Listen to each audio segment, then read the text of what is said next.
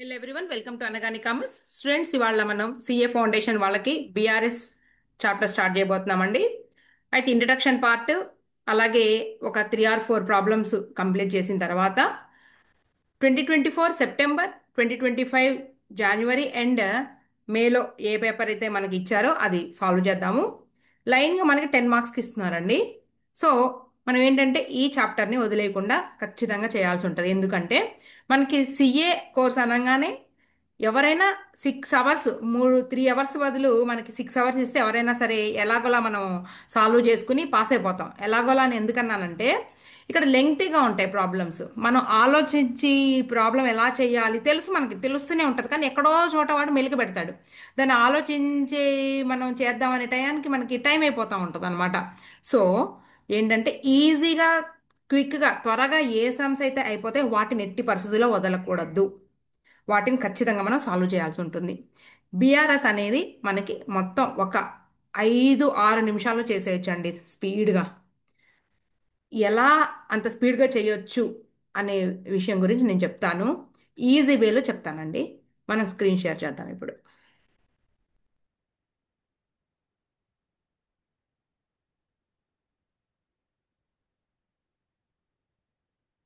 Okay, ఇదిగోండి bank reconciliation statement. Right, అసలు దీని గురించి మనం ముందు ఇంట్రడక్షన్ చెప్పుకునే ముందు ఎగ్జాంపుల్లోకి వెళ్ళిపోదామండి. ఇంట్రడక్షన్ స్టడీ మెటీరియల్లో కాకుండా ఎగ్జాంపుల్స్లో చెప్తాను నేను. Okay, BRS, bank reconciliation statement.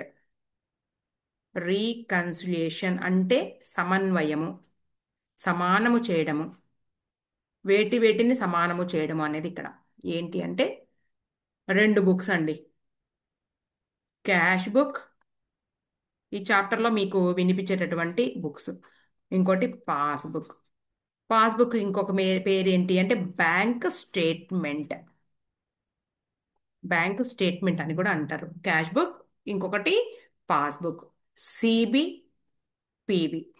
ఓకేనా? సరే, ఏంటండి ఇవన్నీ చెప్తున్నారు మీరు? అసలు ఇవి ఏంటి, ఎక్కడెక్కడ ఉంటాయి, ఎవరి దగ్గర ఉంటాయి అంటే క్యాష్ బుక్ అనేది ట్రేడర్ ప్రిపేర్ చేస్తాడండి. ఈ బ్యాంక్ స్టేట్మెంట్ పాస్బుక్ అనేది బ్యాంకర్ ప్రిపేర్ చేస్తాడు. ఓకేనా? Cash book is prepared by the trader, passbook is prepared by the banker. Okay, cash బుక్లో కూడా మనం చెప్తుంటాం కదండి, ట్రిపుల్ కాలం క్యాష్ బుక్.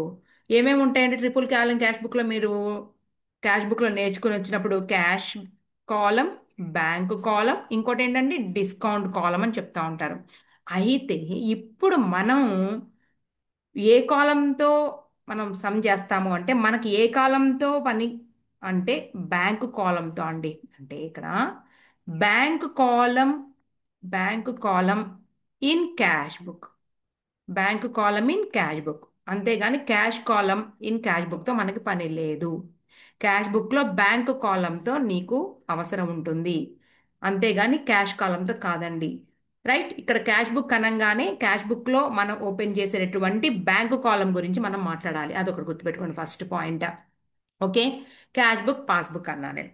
అయితే ఏంటి ఇప్పుడు విషయం అంటే ఇప్పుడు ట్రేడర్ ఎవరైతే ఉన్నారో కరెంట్ అకౌంట్ ఓపెన్ చేస్తాడండి. కరెంట్ అకౌంట్ ఓపెన్ చేసి ఏంటండి కరెంట్ అకౌంట్ అంటే నెంబర్ ఆఫ్ టైమ్స్, అంటే బిజినెస్లో ట్రాన్సాక్షన్ జరుగుతూ ఉంటాయి కాబట్టి అమౌంట్ రిసీవ్ చేసుకుంటా ఉంటాం, పే చేస్తూ ఉంటాం. అయితే ఆ రిసిప్ట్స్, పేమెంట్స్ జరుగుతూ ఉన్నప్పుడు నెంబర్ ఆఫ్ టైమ్స్ వెళ్ళి డిపాజిట్ చేస్తూ ఉంటాం బ్యాంక్లో, మళ్ళీ విత్డ్రావల్ చేసుకుంటూ ఉంటాం. నెంబర్ ఆఫ్ టైమ్స్ జరుగుతూ ఉంటుంది.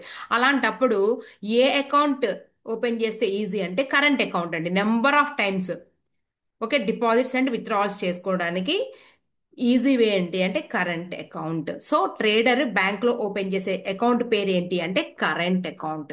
ఓకేనా? కరెంట్ అకౌంట్ ఓపెన్ చేస్తాడండి, సేవింగ్స్ అకౌంట్ కాదు, కరెంట్ అకౌంట్ ఓపెన్ చేయడం జరుగుతుంది. రైట్, సరే, ఇంకోటి చెప్పాలి ఏంటండి, cash book is prepared by the trader, passbook is prepared by the ఎవరండి, prepared by the banker. Okay, passbook ఇంకో పేరు బ్యాంక్ స్టేట్మెంట్. రైట్, అయితే ఏంటి ఇప్పుడు అంటే సరే, ఈ రెండిటి గురించి ఎందుకు చెప్తున్నాను అంటే ట్రేడర్ ఎవరైతే ఉన్నారో ఆయన డబ్బులు ఎక్కడున్నాయండి? ఆయన డబ్బులు ఎక్కడున్నాయండి? బ్యాంక్లో ఉన్నాయి. ట్రేడర్ డబ్బులు ఎక్కడున్నాయి? బ్యాంక్లో డిపాజిట్ చేశాడు. ఓకే. సపోజ్ అనుకుందాం. ఎంత అంటే 1 lakh రూపీస్ ఉందండి బ్యాలెన్స్. ఓకేనా? సో ఒక సర్టెన్ ఒక డేట్ దగ్గర 1 lakh రూపీస్ బ్యాలెన్స్తో ట్రేడర్ ఉన్నాడు. ఎక్కడ? బ్యాంక్ బ్యాలెన్స్ తో ఉన్నాడండి. బ్యాంక్ బ్యాలెన్స్ తో ఎంత చెప్పాను? 1 lakh rupees balance. 1 lakh rupees balance. ఓకేనా? అంటే మన డబ్బులు బ్యాంకులో ఉన్నాయి. ఆ లెక్క ఎక్కడ ఉందండి? పుస్తకాలలో ఉంది. డబ్బులు బ్యాంకులో ఉన్నాయి. లెక్క ఎక్కడ ఉంది? పుస్తకాలలో ఉంది. అంటే బ్యాంకు పుస్తకాలలోనూ కనబడాలి. అలాగే ట్రేడర్ కూడా రాసుకోవాలి కదండి మరి దానికి లెక్క. అంటే ట్రేడర్ దగ్గర ఉన్నటువంటి బుక్ ఏది అంటే cash book. Bank column in cash book. Trader దగ్గర కనబడుతుంది లెక్క. నేను చెప్పేది ట్రేడర్ దగ్గర కనబడుతుంది లెక్క. ఇంకోటి బ్యాంక్ స్టేట్మెంట్ లో కూడా కనబడుతుంది లెక్క. ఎంత అంటే అంటే ఎవరు? బ్యాంకర్ ప్రిపేర్ చేసేటటువంటి బ్యాంక్ స్టేట్మెంట్ లో కూడా 1 lakh రూపీస్ గా కనబడుతుంది. మన డబ్బులు ఎక్కడ ఉన్నాయండి? బ్యాంక్ లో దాచుకున్నాం మనం. ₹1,00,000 రైట్. మళ్ళీ తీసుకుంటా ఉంటాడు. సరే. ఇలా ఉంటే ఇంకేంటి ప్రాబ్లం? అసలు ఏమైంది? మంచిగానే ఉంది కదా. కాకపోతే కొన్ని రీజన్స్ వలన ఈ క్యాష్ బుక్ లో బ్యాలెన్స్ అయినా కానీ తగ్గిపోవడం వలన క్యాష్ బుక్ లో బ్యాలెన్స్ తక్కువగా కనిపించడం వలన ఈ పాస్బుక్ లో బ్యాలెన్స్ ఎక్కువగా కనిపిస్తూ ఉంటది. లేదు, పాస్బుక్ లో బ్యాలెన్స్ తక్కువగా కనిపించడం వలన క్యాష్ బుక్ లో బ్యాలెన్స్ ఎక్కువగా కనబడతా ఉంటది. ఈ రకమైనటువంటి డిఫరెన్స్ జరుగుతూ ఉందండి. అర్థమవుతుందా మీకు? ఏది? పుస్తకాలలో లెక్క డిఫరెన్స్ వస్తుంది ఎక్కడండి? బుక్స్లో లెక్క, అమౌంట్లో కాదు నేను అనేది. రైట్. సరే. ఇక్కడ ఏ రీజన్స్ వల్ల తేడా వస్తుంది? మీరు అంటారు ఎందుకు వస్తుంది మేడం తేడా? మన డబ్బులు మనం బ్యాంకులో దాచుకున్నప్పుడు సేమ్ ఇక్కడ ఎంత ఉందే అక్కడే అదే కనిపించాలి కదా, మన అమౌంటే కదా అంటారు మీరంతా. కానీ కొన్ని రీజన్స్ వలన డిఫరెన్స్ కనిపిస్తుందండి. నేను అవి చెప్తాను. ఆ రీజన్స్ చూద్దాం. ఓకేనా? సరే. ఆ రీజన్స్ చూసే ముందు ఇంకొక పాయింట్కి వెళ్ళాలి మనం. ఏంటంటే ఇదిగోండి, డెబిట్ బ్యాలెన్స్ అంటున్నాను, ఇంకోటి క్రెడిట్ బ్యాలెన్స్ అంటున్నానండి. డెబిట్ బ్యాలెన్స్ అంటున్నాను, ఇంకోటి ఏంటి? క్రెడిట్ బ్యాలెన్స్ అంటున్నాను. ఓకేనా? డెబిట్ మనకి ఈ రెండే కదా తెలుసు, debit and credit. Right. Debit బ్యాలెన్స్కే ఇంకొక పేరు పెడుతున్నానండి నేను, ఫేవరబుల్ బ్యాలెన్స్ అంటున్నానండి. Favourable balance. Right. Debit balance or favourable balance. ఓకేనా? అంటే మనకి యాజ్ పర్ క్యాష్ బుక్ పరంగా క్యాష్ బుక్కు సంబంధించి డెబిట్ బ్యాలెన్స్ అన్నా ఫేవరబుల్ బ్యాలెన్స్ అన్నా ఒకటే.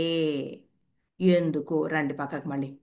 ఇదిగోండి, bank column in cash book. Cash బుక్లో ఏ కాలం వేశారు నువ్వు? బ్యాంక్ కాలం గురించి మాత్రమే మాట్లాడు. బ్యాంక్ కాలం. ఓకేనా? బ్యాంక్ కాలం గురించే మాట్లాడతా నేను. రైట్. ఇది bank rupees. Rupees debit side, credit side. ఇది క్యాష్ బుక్. రైట్. ఒక కాలమే తీసుకున్నా నేను, బ్యాంకు కాలం. సరే.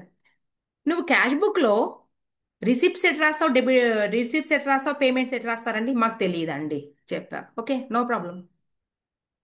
క్యాష్ అనేది ఏంటి? ఏంటంటే ఏంటి అని అడుగుతున్నారు మళ్ళీ మీరు. నేను ఏంటని అడిగితే ఏం చెప్పాలి మీకు అర్థం కాక ఏంటి అంటే, నేను ఒక 3 క్వశ్చన్స్ వేస్తాను నేను. నాకు మూడు తెలుసండి. ఒకటి పర్సన్, 2 అసెట్, 3 ఎక్స్పెన్సెస్, ఇన్కమ్స్ మాత్రమే తెలుసు అని చెప్తాను నేను.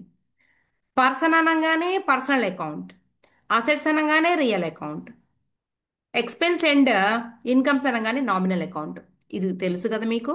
అయితే ఈ క్యాష్ అనేది ఏ కేటగిరీ కిందకు వస్తుంది అంటే, పర్సనా, లేదంటే అసెటా, లేదంటే ఎక్స్పెండిచర్ ఆర్ ఇన్కమా అంటే కొంతవరకు తెలుసుగా. అసెట్. ఓకే. అసెట్ అనగానే ఏ అకౌంట్ అండి? Real account. Okay. Real account rule ఏంటండి? Debit. Debit what comes in. అవునా? Credit what goes out. What goes out అంటే ఇక్కడ వాట్ ప్లేస్లో ఏంటంటే క్యాష్. వాట్ ప్లేస్లో ఏంటి? క్యాష్. అంటే క్యాష్ సంస్థలోనికి వస్తుంటే, కమ్స్ ఇన్ వస్తుంటే అంటే రిసీవ్ చేసుకుంటే రిసిప్ట్స్ అయితే ఎటు సైడ్ అండి? ఇదిగోండి debit side. Go goes out అన్నాం క్రెడిట్ సైడ్. అవునా? క్రెడిట్ వాట్ గోస్ అవుట్ అన్నాం అంటే ఏంటండి? పేమెంట్. పేమెంట్ అంటే పేమెంట్స్ క్రెడిట్. ఇక్కడ వచ్చేసాయి. సో క్యాష్ బుక్లో నువ్వు రిసిప్ట్స్ అన్ని డెబిట్ సైడ్, పేమెంట్స్ అన్ని క్రెడిట్ సైడ్ రాసినప్పుడు బ్యాంక్ బ్యాలెన్స్ ఉంది, క్యాష్ బుక్లో బ్యాలెన్స్ ఉంది అంటే అది ఏ బ్యాలెన్స్ అండి? రిసిప్ట్స్ అన్ని రాసుకున్నాము అంటే రిసిప్ట్స్ అన్ని రాసుకున్నాము డెబిట్ సైడ్ అంటే అర్థం ఏంటి? బ్యాంక్ బ్యాలెన్స్ ఉంటే దాన్ని ఏమంటారండి? మనం క్యాష్ బుక్ ప్రకారంగా డెబిట్ బ్యాలెన్స్ అంటే ఫేవరబుల్ బ్యాలెన్స్. ఫేవరబుల్ బ్యాలెన్స్ అంటే మనకి అమౌంట్ ఉన్నట్టు. యాజ్ పర్ క్యాష్ బుక్ అర్థమవుతుందండి? As per cash book. క్లియరా? రైట్. మరి లేదండి, మనకి ఓవర్ డ్రాఫ్ట్ బ్యాలెన్స్ ఉంది. ఓవర్ డ్రాఫ్ట్ అంటే ఏంటండి? మనకి ఉన్న అమౌంట్ కన్నా ఎక్సెస్గా డ్రా చేసుకుంటే దాన్ని ఓవర్ డ్రాఫ్ట్ అంటారు. రైట్. నీకు 1,00,000 రూపాయలు ఉన్నాయి బ్యాంకులో, నువ్వు 1,50,000 రూపాయలు డ్రా చేసుకుంటే 50,000 రూపాయలు నీకు ఓవర్ డ్రాఫ్ట్ బ్యాలెన్స్ చూపిస్తుంది. అంటే అప్పు ఉంది. దాన్ని ఏమంటామంటే credit balance. Right. Unfavourable balance లేదా ఓవర్ డ్రాఫ్ట్. ఓవర్ డ్రాఫ్ట్ ఏ బుక్ ప్రకారంగా అని చెప్తున్నాను నేను ఇవన్నీ కూడాను? క్యాష్ బుక్కే. క్యాష్ బుక్ ప్రకారముగా. ఓకేనా? Debit balance, favourable balance or balance in cash book ఏదైనా ఒకటే. Credit balance, unfavourable balance, overdraft as per cash book. ఇదంతా కూడా క్యాష్ బుక్ ప్రకారముగా.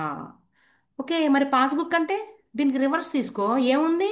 డబ్బులు ఉంటే, బ్యాలెన్స్ ఉంటే డెబిట్ అన్నప్పుడు, నువ్వు అమౌంట్ లేకపోతే ఏమంటారండి? ఇదిగోండి amount debit balance as per cash book అన్నప్పుడు credit balance as per credit balance or ఏమనాలి ఇంకా నెక్స్ట్ దీనికి రివర్స్లో favourable balance. Okay. As per passbook అవుతుంది. అలాగే రివర్స్లో మళ్ళీ డెబిట్ బ్యాలెన్స్.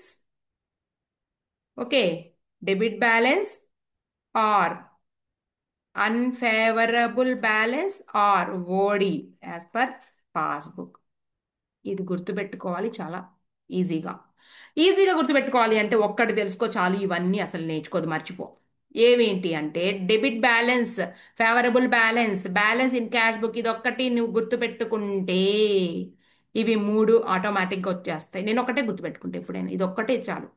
ఇది ఒక్కటే నేర్చుకో. అది రావాలి అంటే మనం క్యాష్ బుక్ గురించి మాట్లాడుతున్నాం, ఇది క్యాష్ బుక్ గురించి మాట్లాడుతున్నాం. క్యాష్ బుక్ అనేది అసెట్. అసెట్ అనగానే రియల్ అకౌంట్, రియల్ అకౌంట్ అనగానే debit what comes in, credit what goes out. Receipts అనే debit. Debit balance, favourable balance, ఇది ఒక్కటి గుర్తుపెట్టుకుంటే దీనికి రివర్స్ చేసేస్తే క్రెడిట్ బ్యాలెన్స్ తెలిసిపోదా? అవునా? అలాగే క్యాష్ బుక్ లో మనకి రివర్స్ చేస్తే అన్ఫేవరబుల్ బ్యాలెన్స్ తెలిసిపోదా? సో మీరు అర్థం చేసుకున్నారనుకుంటున్నాను. ఇది ఒక్కటి గుర్తుపెట్టుకో చాలు, తీసే. ఇప్పుడు వచ్చేసాం మ్యామ్. ఎక్కడ ఉన్నామండి మనం? Cash book and passbook. Cash book is prepared by the trader, passbook is prepared by the banker. Passbook ఇంకో పేరు బ్యాంక్ స్టేట్మెంట్. రైట్. మన డబ్బులు ఎక్కడ ఉన్నాయి? బ్యాంక్ లో ఉన్నాయి. ట్రేడర్ ఓపెన్ చేసే అకౌంట్ పేరేంటి? బ్యాంక్ లో కరెంట్ అకౌంట్. రైట్. అమౌంట్ పుస్తకాలలో చూపిస్తుందండి లెక్క. లెక్క తప్పింది. ఎందుకు తప్పింది? కొన్ని రీజన్స్ వల్ల లెక్క తప్పింది. ఎలా అంటే చెప్తా. ఒక రీజన్ ఏంటంటే ఇదిగోండి, ఇది ఎప్పుడు మనకి ఒక సర్టెన్ డేట్ దగ్గర ఇంత అమౌంట్ కనబడుతుందండి లెక్కల్లో, లెక్కలు పుస్తకాలలో. సరే, ఒకటి జరిగిందంట. ఏమి జరిగింది చూడండి. జనవరి 1 నట ఏం జరిగిందంటే cheques issued, cheques issued but not presented for payment. Cheques issued but not presented for payment అన్నారండి. ఓకేనా?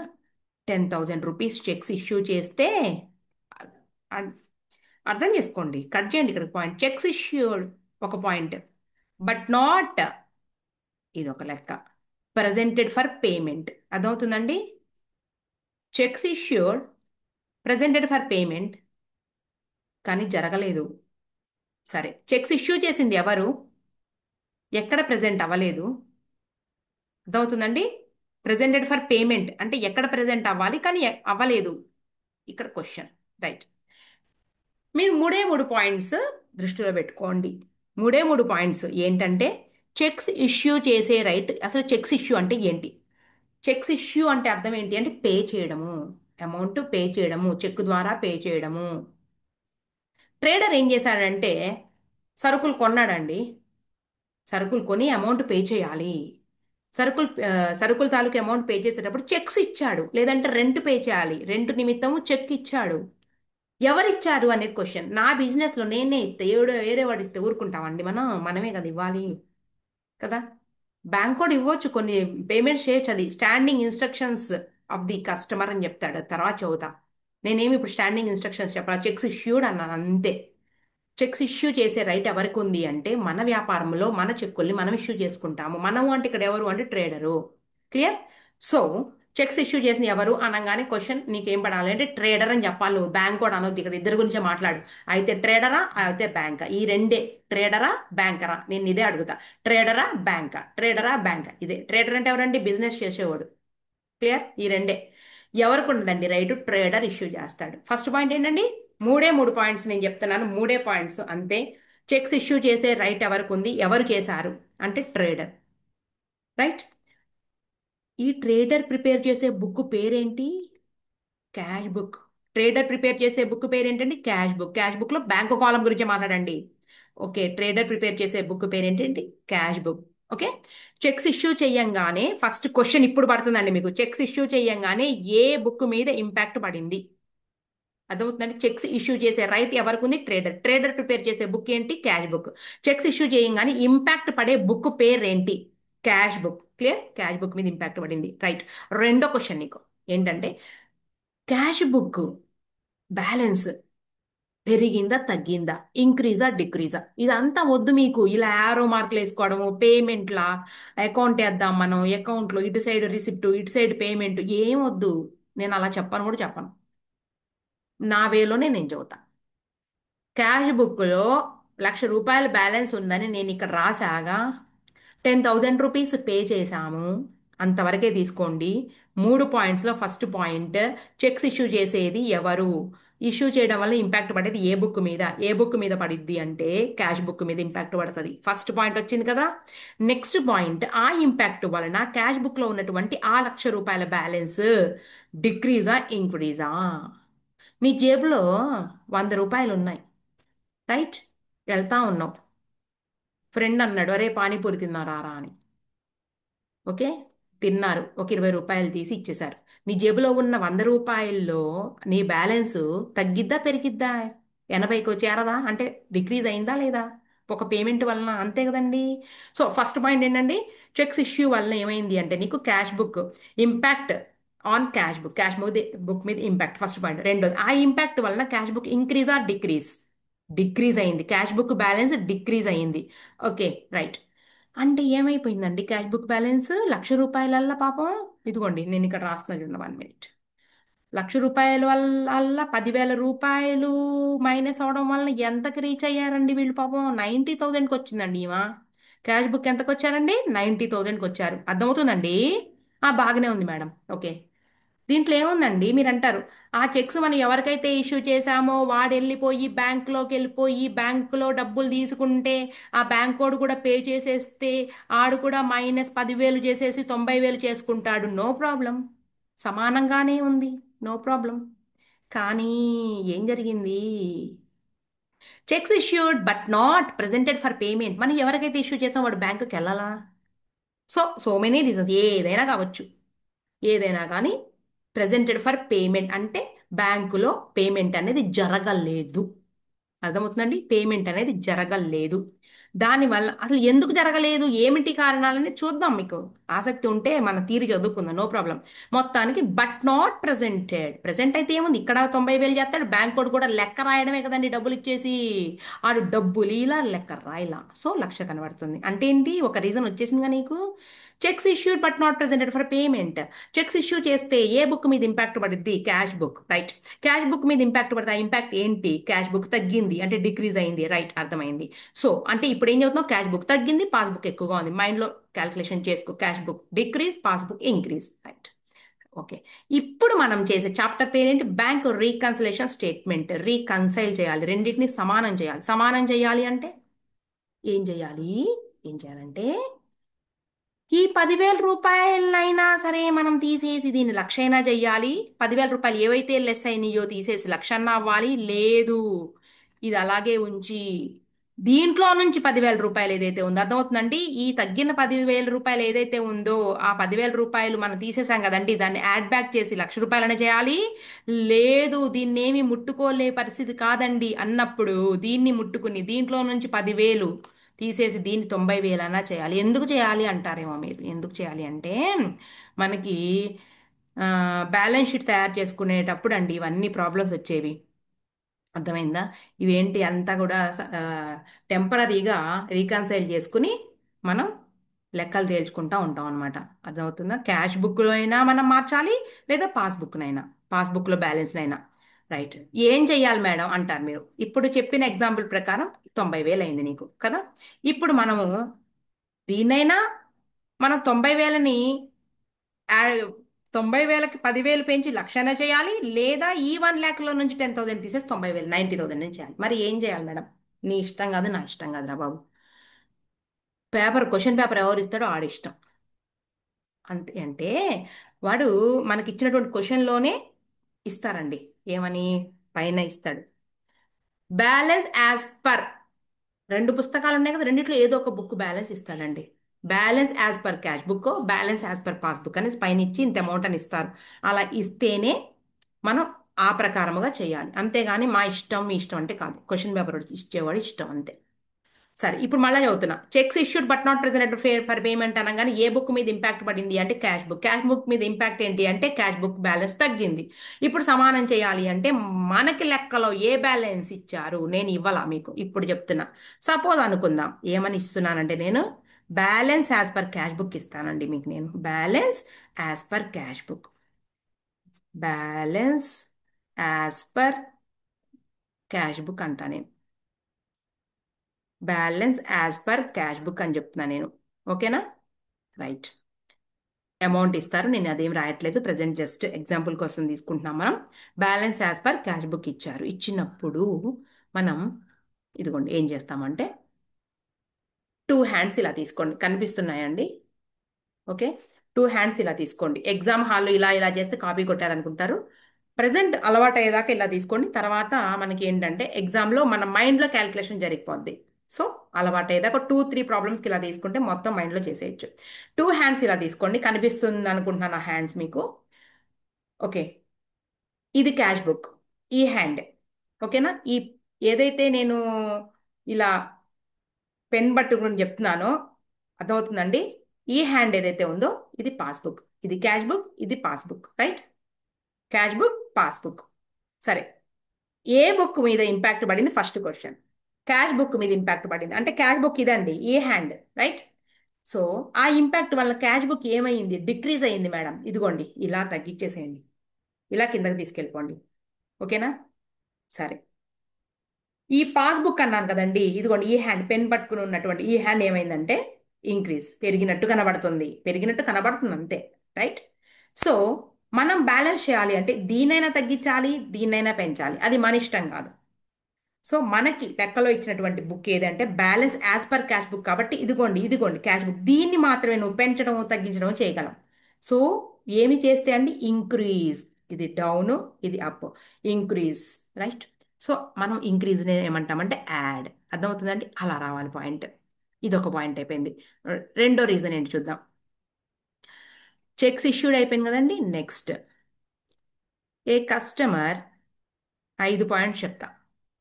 ఏ customer directly deposited into bank 20,000 rupees. అర్థం చేసుకుందాం పాయింట్ మళ్ళీ. టూ హ్యాండ్స్ తీసుకోండి. A customer directly deposit into bank అంటే ఈ ట్రేడర్కి customer అండి, trader దగ్గర సరుకులు కొనుక్కున్నాడు అంటే మనం అమ్మాము.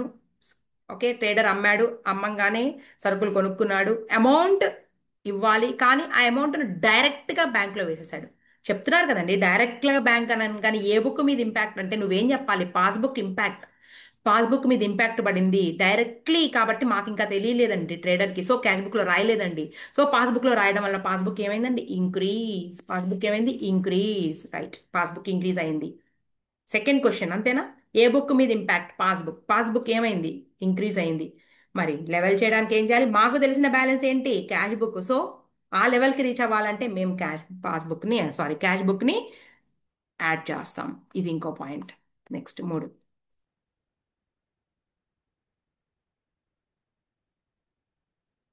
Next, A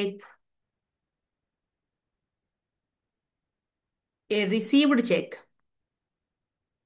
A received cheque not recorded in CB cash book 1000 rupees. Sorry, cheque received, cheque received recorded in CB only 1000 rupees. Cheque received recorded in CB cash book only. Cash book passbook cheque receive చేసుకున్నాము, అది only అంటే cash book లో మాత్రమే record చేశారు. So impact on cash book. ఆ impact ఏంటంటే receipt వల్ల ఏమైంది, క్యాష్ బుక్ ఇంక్రీజ్ అయింది. లెవెల్ చేయాలి అంటే ఇంక్రీజ్ అయిన క్యాష్ బుక్ ని డిక్రీజ్ చేసుకో. అర్థమైందండి? ఇదొక point. Next, cheques deposited into bank, deposited into bank but not collected, but not collected 25,000 rupees. Cheques deposited into bank ఎవరు చేశారు? ఇదిగోండి, మీరు అంటారేమో ఇక్కడ సెకండ్ పాయింట్ లో, a customer direct deposit into bank అంటారేమో. ఈ పాయింట్ కు ఈ పాయింట్ కి సంబంధమే లేదు. ఈ పాయింట్ లో మనకి ఏంటి అంటే, ఎవరు థర్డ్ పార్టీ వచ్చేసి, అంటే అక్కడ ట్రేడర్ కాదు, అక్కడ బ్యాంకర్ కాదు, థర్డ్ పార్టీ వచ్చేసి బ్యాంక్ లో డిపాజిట్ చేశాడు. ఇక్కడ ఏంటి, ట్రేడర్ దగ్గరికి వచ్చినటువంటి చెక్స్ ఏవైతే ఉన్నాయో వాటిని కలెక్ట్ చేయమనేసి బ్యాంకుకు పంపించాడండి. Cheques deposit into bank but not collected. Collect చేసేసి ఉంటే నో ప్రాబ్లం, మనకి బ్యాంక్ స్టేట్మెంట్లో కూడా రాసేసేవాళ్ళు కలెక్ట్ చేసినట్టు, అంటే బ్యాలెన్స్ ఇంక్రీజ్ అయ్యేది. చెక్స్ డిపాజిట్ చేశారు ఎవరు, trader. Cash book passbook impact on cash book. మన దగ్గరకు వచ్చినటువంటి చెక్స్ ఏంటి అంటే వెంటనే క్యాష్ బుక్ ఇన్ బ్యాంక్ కాలంలో రాసేసుకుని బ్యాలెన్స్ పెంచేశాడండి. కానీ ఇంకా బ్యాంక్ కోడ్ కలెక్ట్ చేయలేదు. సో క్యాష్ బుక్ ఇంక్రీజ్ గా కనబడుతుంది, పాస్బుక్ డిక్రీజ్ గా కనబడుతుంది. సో మనం క్యాష్ బుక్ ని ఏం చేద్దాము, ఎందుకు అంటే నేను క్యాష్ బుక్ ప్రకారం మనకి నిల్వ తెలుసు అన్నాను కాబట్టి లెస్ చేస్తామండి సమ్లో. క్లియర్? ఎన్ని పాయింట్ చెప్పాను? 1 2 3 4. Next, next point, insurance premium paid by the bank under the standing instructions of the, standing instructions of the trader. అంటే వీడెవరు, customer of the bank. Customer of the bank, మన లెక్కలో ఎవరైతే trader ఉన్నాడో వాడు బ్యాంకుకి కస్టమర్. ఈ కస్టమర్ కాదండి, ఇది థర్డ్ పార్టీ. అర్థమవుతుందండి? ట్రేడర్ అంటే ఈ బిజినెస్ ఎవరైతే మనం తయారు చేస్తున్నామో అది. Insurance premium paid by the bank under the standing instructions of the trader. Right. Cash book passbook bank pay చేసిందని క్లియర్గా చెబుతున్నారుగా. సో మనకి ఇంపాక్ట్ ఆన్ పాస్బుక్, ఆ ఇంపాక్ట్ వల్ల పాస్బుక్ డిక్రీజ్ అయింది, క్యాష్ బుక్ ఇంక్రీజ్ గా కనబడుతుంది. మనకి balance as per cash book కాబట్టి ఎక్కువగా ఉన్నటువంటి క్యాష్ బుక్ ని డిక్రీజ్ చేస్తాం. సో లెస్, మనకి యాడ్ లెస్ అంతే సమ్లో చేసేది. ఇలా ఉంటాయండి పాయింట్స్ అన్ని. ఈ 5 పాయింట్స్ చాలు, ఇంకా మనం ఏదొచ్చినా కానీ చేయగలుగుతాము. క్లియరా? రైట్. సో మనం ఇప్పుడు ఒక సమ్ తీసుకోబోతున్నాము. జస్ట్ మనం థీరీ చూసి వెళ్ళిపోదాం. ఇదిగోండి, salient features of bank reconciliation statement. The reconciliation will bring out any errors that might have been committed either in the cash book or in the passbook. Errors జరుగుతూ ఉంటాయండి, వాటి వలన కూడా imbalance ఏర్పడుతుంది. వాటిని కూడా సరి చేస్తాము, లెక్క తీసుకున్నప్పుడు చెప్తా. Any undue delay in the clearance of checks will be shown up by the reconciliation. A regular reconciliation discourages the accountant of the bank from embezzlement, అంటే తీసుకుని తస్కరిస్తారు కదండి, దాని నుంచి మనం తప్పించుకోవచ్చు అని. Causes of differences in the balance of passbook and cash book. Timing differences, difference arising due to errors in recording the entries. Next, ఇదంతా theory, నేను చాప్టర్ అయిపోయిన తర్వాత చెప్తాను. చదువుకుంటూ వెళ్ళిపోదాం మొత్తం ఎక్స్ప్లెయిన్ చేసుకుంటూ. రైట్. ఒక సమ్ తీసుకోబోతున్నానండి నేను. ఫస్ట్ సమ్ కాదు, సెకండ్ సమ్ చెప్పబోతున్నా ఫస్ట్. వెళ్దాం. అలాగే ఓవర్ డ్రాఫ్ట్ ప్రాబ్లమ్స్ కూడా ఉంటాయండి. చూద్దాం అవి కూడా. ఎగ్జామ్లో మాత్రం మనకి 2024 సెప్టెంబర్, 25 జనవరి, మే పేపర్స్లో 10 మార్క్స్కి మనకి ఇచ్చున్నారు. ఓకే.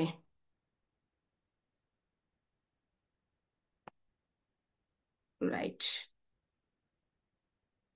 మనకి బీఆర్ఎస్ తయారు చేయడం అమెండెడ్ క్యాష్ బుక్తో కూడా ఉంటుంది, కాకపోతే మనకి ఎగ్జామ్లో ఇవ్వలేదండి. నెక్స్ట్ రేపు మీకు సెప్టెంబర్లో జరిగే అప్పుడైనా ఇవ్వచ్చు. ఇది అయిపోయిన తర్వాత నేను చెప్తాను అది కూడా. సెకండ్ ప్రాబ్లం చూద్దామండి. పేజ్ నెంబర్ చూడండి ఒకసారి. 3.23, ప్రాబ్లం నెంబర్ 2, ఇల్యూస్ట్రేషన్ 2, మీ స్టడీ మెటీరియల్ నుంచి.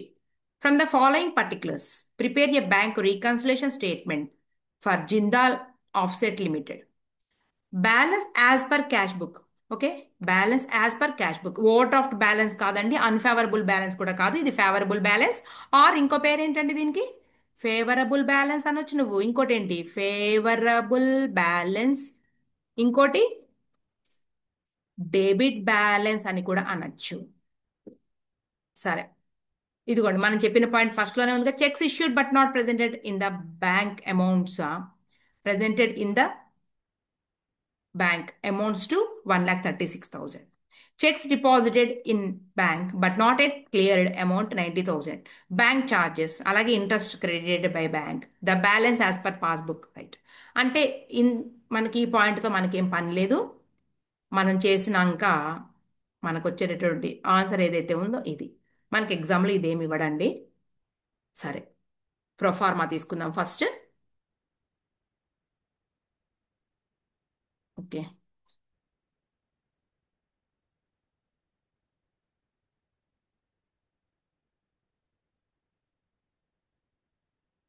3 అటెంప్ట్స్ ఉన్నాయి కదా అనేసి నెగ్లెక్ట్ చేయొద్దు. జాగ్రత్తగా ప్రిపేర్ అవ్వండి. ఇంకెన్ని నెలలు ఉంది మీకు?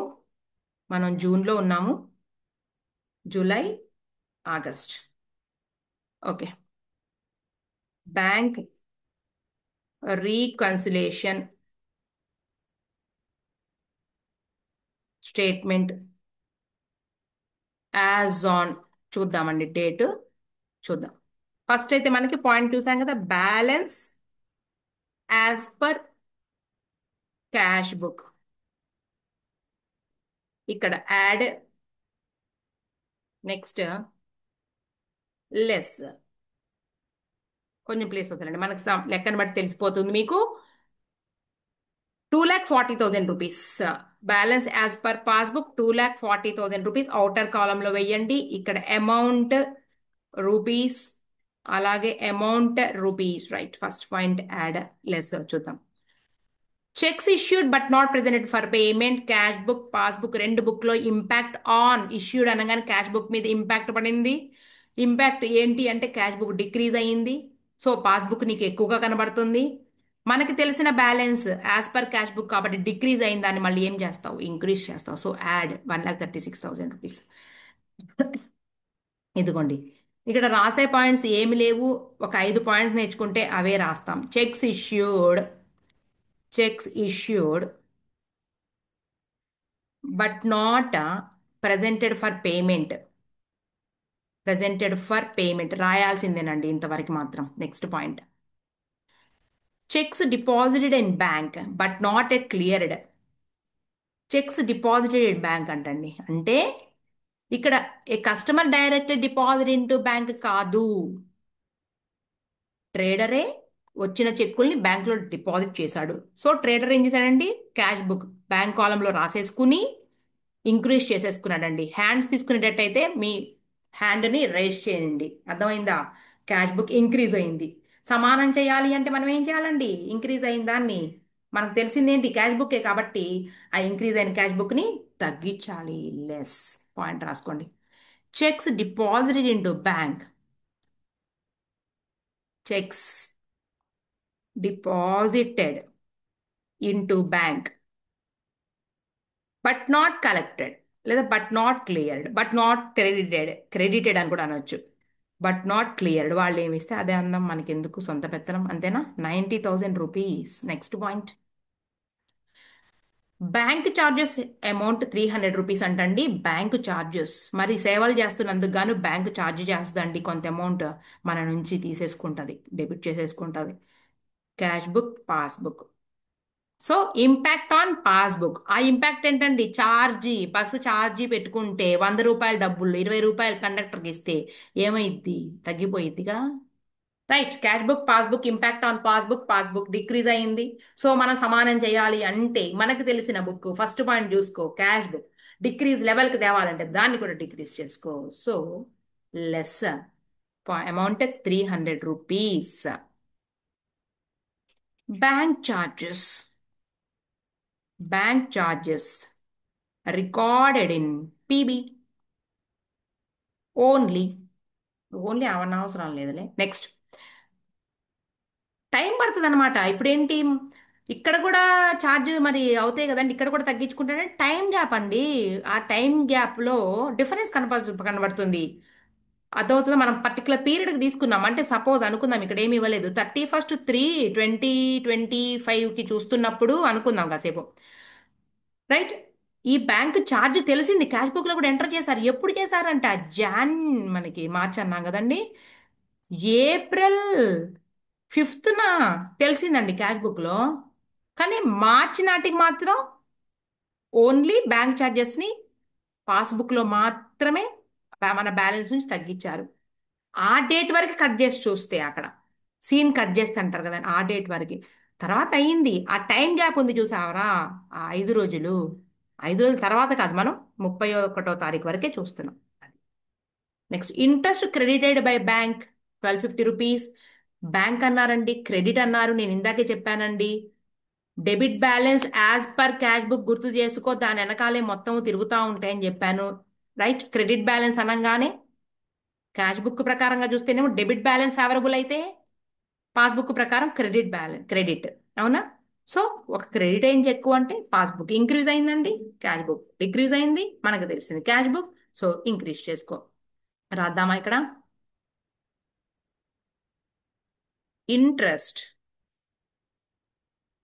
క్రెడిటెడ్ బై బ్యాంక్ ఎంతండి? 1250 రూపీస్. అయిపోయింది సమ్, అంతే, దట్స్ ఆల్. ఇప్పుడు ఎలా చేస్తారు? ఇక్కడ కూడా కన్ఫ్యూజ్ అవుతారు మన వాళ్ళు. ఏమంటున్నారండి?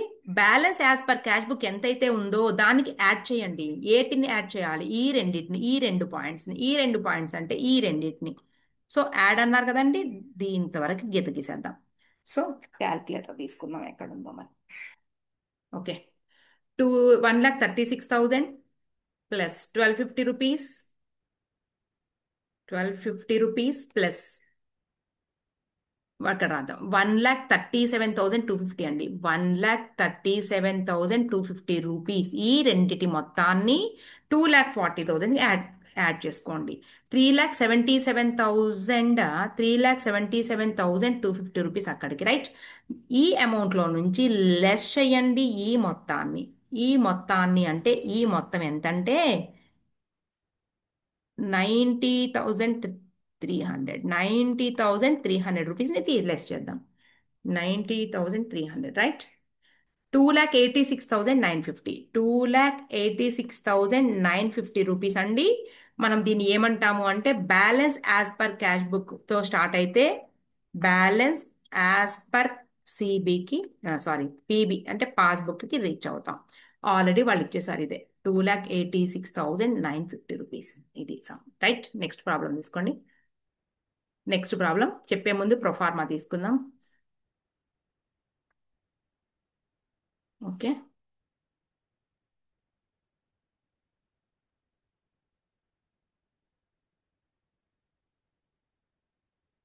మనకి లెంగ్త్ ఎంత పడుతుంది, ఎన్ని పాయింట్స్ ఉన్నాయి, దాని ప్రకారంగా మనం ఎగ్జామ్లో అయినా కానీ అంచనా వేయగలగాలి. 10 పాయింట్స్ ఇస్తారు కదండి సుమారుగా, మరి 10 మార్క్స్ కదా. సో మనం దాన్ని బట్టి డ్రా చేసుకొని యాడ్ లెస్ అని రాయాలి. Okay. Bank reconciliation second illustration, second కాదు థర్డ్ పేజ్ నెంబర్ చూద్దాం. Bank reconciliation statement. Statement as on రాద్దాం. తర్వాత బ్యాలెన్స్ యాజ్ పర్, నేను ఇంకా సమ్ చూడలేదు. So balance as per add less. మనం ఎగ్జామ్లో కూడా కొన్ని పాయింట్స్ మనకు తెలిసినవి ఉంటాయి కదండి, ఇంతవరకు ప్రొఫైల్ మన ప్రొఫార్మాలో అవన్నీ రాసేసుకోవడమే. Date 31st March 2022, as on 31/3/2022, amount rupees, debit credit రాయద్దు, ఇది statement only. Balance as per, అసలు లెక్క చదవాలా ఇప్పుడు వద్దాం. On 31st March 2022, the bank passbook of Namrata showed a balance of 1,50,000 to her credit, while balance as per cash book was 1,12,050. On scrutiny of the two books, she ascertained the following causes of differences, right? ఇక్కడ కూడా రెండు books ఇచ్చేసారండి, మనకి ఎగ్జామ్లో ఏదో ఒకటే ఇస్తారు, right? నేను ఇప్పుడు balance as per cash book తీసుకుని చేస్తానండి. దీన్ని చేసుకుని చేస్తే దీనికి రీచ్ అవుతాం, మనం దీన్ని తీసుకుని చేస్తే దీనికి రీచ్ అవుతాం. ఇందాక నేను క్యాష్ బుక్ ప్రకారం చెప్పాను కాబట్టి ఇప్పుడు బ్యాలెన్స్ యాజ్ పర్ పాస్బుక్ చెప్పబోతున్నా. Balance as per passbook 1,50,000, 1,50,000 rupees, right? First point. She has issued cheques, వచ్చేసిందండి మన issue, 80,000, out of which only 32,000 were presented for payment. ఏమండి, ప్రజెంట్ అయితే ఇంకా మనకి ప్రాబ్లం ఏంటండి? ఇక్కడ వాడు ఇష్యూ చేశాడు, అక్కడ కూడా బ్యాంకోడు మన చెక్కుల తాలూకు అమౌంట్ని ఇచ్చేశాడు. సో మనకి ఈ 32,000 రూపాయల వరకు రెండు బుక్స్లో కూడా ఎంటర్ అయిపోయింది. మరి ఎంటర్ అవ్వాలి ఏంటండి? తర్వాత చూద్దాం, అసలు ఇదంతా ఎందుకు, అసలు అది యాడాలేసా తెలుసుకున్న తర్వాత కదా. చెక్స్ ఇష్యూడ్, ఇష్యూ అనగానే impact on cash book, checks issue చేసే రైట్ క్యాష్ బుక్ ట్రేడర్కి ఉంది, సో క్యాష్ బుక్ డిక్రీజ్ అయింది, పాస్బుక్ ఇంక్రీజ్గా కనిపిస్తుంది. సో మనం ఏం చేయాలి అంటే యాజ్ పర్ పాస్బుక్ చేస్తున్నాం కాబట్టి ఎక్కువగా ఉన్న పాస్బుక్ని మనం తగ్గించాలి. ఎంత? లెస్లో రాసుకో. 80,000కి 32,000 డిఫరెన్స్ ఏంటో తర్వాత చూద్దాం, ముందైతే రాసే. Checks issued, checks issued but not presented for payment, but not presented for payment. Calci తీసుకున్నా, చిన్న చిన్న అంటే కూడా calci. 80,000 rupees minus 32,000 is equal to 48,000 అండి, 48,000 రూపాయలు. Next point. She received a check 5,000 rupees which she recorded in her cash book but forgot to deposit in the bank. ఏమండి, check receive చేసుకుంది, పాపం అమ్మగారు ఏం చేశారు అంటే క్యాష్ బుక్లో రాసుకుని బ్యాంకుకు పంపడం మర్చిపోయింది. ఇంపాక్ట్ ఆన్ క్యాష్ బుక్, ఒక చెక్ రాయడం వలన క్యాష్ బుక్ బ్యాలెన్స్ పెరిగింది, పాస్బుక్ తగ్గిపోయింది. మనకి తెలిసింది పాస్బుక్ కాబట్టి, అంటే పాస్బుక్తో స్టార్ట్ అయ్యాం కాబట్టి passbook increase, 5,000 rupees add. A received cheque, A received cheque recorded in CB only, అలా కూడా రాయొచ్చు, లేదా నాట్ రికార్డ్ ఇన్ పీబీ అని కూడా రాయొచ్చు. 5,000. Next point. A cheque 22,000 rupees deposited by her has not been cleared it. A cheque 22,000 rupees అంటండి, ఆమె deposit చేసిందంట, ఆమె చేసింది. So cash book increase, passbook decrease. మనకి తెలిసింది పాస్బుక్ కాబట్టి సేమ్ పైన పాయింట్ లాగానే 22,000 rupees, 22,000 rupees. Cheques deposited, cheques deposited but not cleared, or credited or collected but not cleared. Next point చూడండి ఎంత స్పీడ్గా చేస్తున్నాము. మిస్టర్ గుప్తా డిపాజిటెడ్, గుప్తా ఎవరు, అవుటర్ పార్టీ, ట్రేడర్కి customer, an amount of 15,700 in her bank which has not been recorded in cash book, right? బ్యాంక్లో నేరుగా పడిపోయిన డబ్బులు. So passbook increase, cash book డిక్రీజ్గా ఉంది. మనకి తెలిసింది పాస్బుక్, మనం స్టార్ట్ అయింది పాస్బుక్తో, సో పాస్బుక్ డిక్రీజ్ చేసుకో, 15,700 రూపీస్. ఈ పాయింట్ ఏం రాయొచ్చు అంటే ఎప్పుడు కూడా ముందు అమౌంట్ రాద్దాం, మర్చిపోతాం. 15,700 cheque, cheques deposited by the customer directly, deposited in to bank, bank directly by the customer. Next point, bank has credited and interest charging to, రెండు డిఫరెంట్ పాయింట్. ఇదేమో ఛార్జ్, ఇదేమో interest. Cash book passbook, interest credit అవ్వడం వల్ల passbook increase అయింది, cash book decrease అయింది. So మనం పాస్బుక్ని less చేద్దామంటే 1500 లెస్, దానికి 250 రూపీస్ రివర్స్లో యాడ్. సో రాద్దాం, interest interest credited in PB only. ఎంతండి అమౌంట్? 1500. 1500. అలాగే ఇక్కడ ఇది 250. Bank charges debited in passbook 250 ఏనా? ఇంకా అయిపోయిందండి. మనం చూద్దాం ఏం చెప్పాను. ఈ 1,50,000 రూపీస్కి ఈ మొత్తాన్ని యాడ్ చేయాలి. సో 5,000 అంటే 25,250 రూపీస్ అండి. చిన్న అమౌంటే, నాకు ఈజీగా క్యాలిక్యులేషన్ అయిపోయింది. 20 కాదు, రాంగ్ చేశాను చూసారా, 27,250 రూపీస్. దీనిని 1,50,000కి యాడ్ చేస్తే 1,77,250 రూపీస్. దీని మొత్తాన్ని దీనికి యాడ్ చేస్తే చూద్దాం, 48,000 plus 15,700 rupees plus 1,500 rupees is equal to 65,200 rupees. 65,200 rupees, right. పైన దాన్ని తీసేద్దాం. 1,77,250 rupees is equal to 1,12,050 balance as per cash book. Balance as per CB. ఇది మ్యాటర్. ఇదిగోండి, ఈ రెండు వాళ్ళే ఇచ్చేశారు. ఇది చేసిన సమ్ ఇలా చేయాలి. నెక్స్ట్ ప్రాబ్లం చూద్దాం.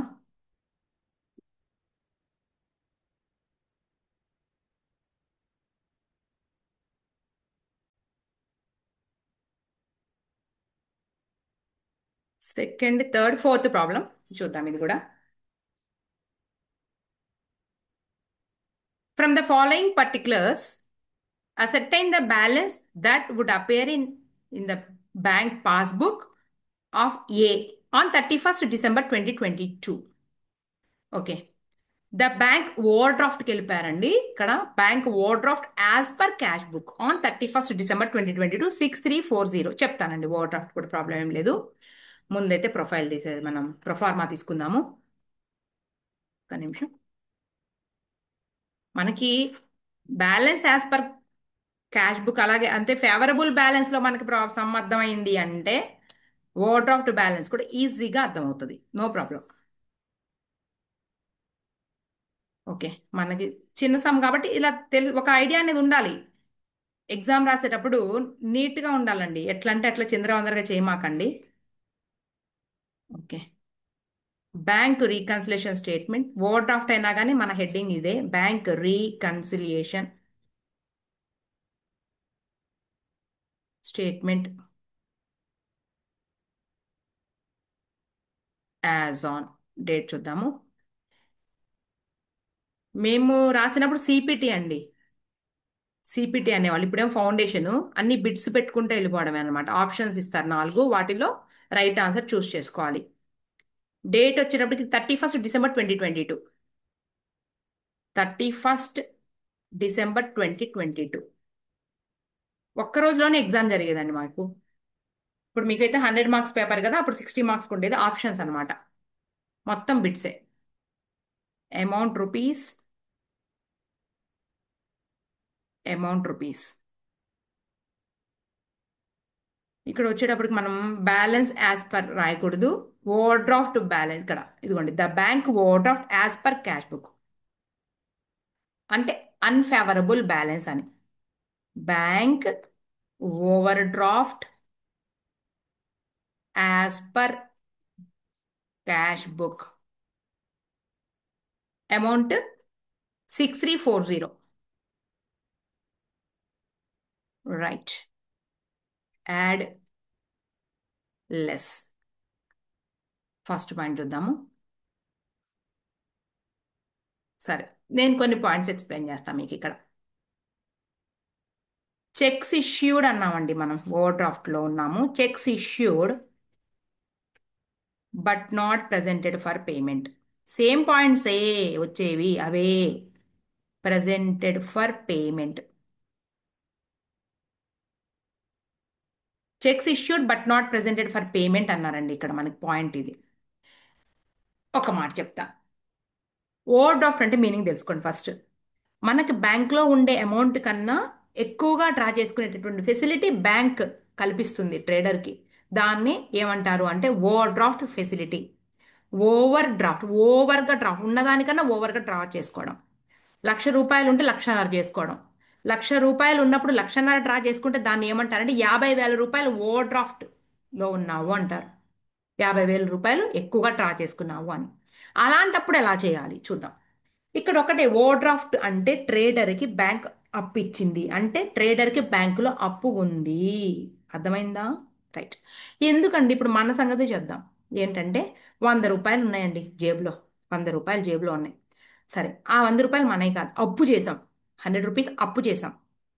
ఏదో పలానా ఏదైనా కొనాల్సి వచ్చింది, అప్పు చేసాం. రూ. 100 జేబులో వేసుకున్నాం. సరే, కొనటానికి వెళ్తా ఉన్నాం. ఏమైందంటే మనం ఏదైతే కొంటున్నామో ఆ కొనడానికి ఒక పీస్, అంటే ఇప్పుడు ఒక షర్ట్ కొనాలనుకున్నాం రూ. 100 పెట్టి. అయితే మీ తమ్ముడికి ఇంకో షర్ట్ కొనాల్సి వచ్చింది, ఇంకో రూ. 100 కావాలి. అసలే రూ. 100 నువ్వు అప్పులో ఉన్నావు. ఇంకా మనం ఏంటి, ఇంకో రూ. 100 ఎక్స్ట్రా వల్ల ఏమవుతుంది, అప్పు అనేది ఏమైందంటే ఇంక్రీజ్ అయింది. ఇక్కడ అల్లా మీరు ఒకటే ఆలోచించాలి. ఇందాకేమో బ్యాలెన్స్ తగ్గిందా పెరిగిందా? బ్యాలెన్స్ అంటే ఏంటి? ఫేవరబుల్ బ్యాలెన్స్ అన్నాను నేను. ఫేవరబుల్ బ్యాలెన్స్ అంటే మనకు డబ్బులు ఉన్నప్పుడు పెరిగినాయా తగ్గినాయా అన్నాం. ఇక్కడ ఏంటి అంటే అమౌంట్ తగ్గిందా పెరిగిందా కాదండి, అప్పు పెరిగిందా తగ్గిందా అంతే.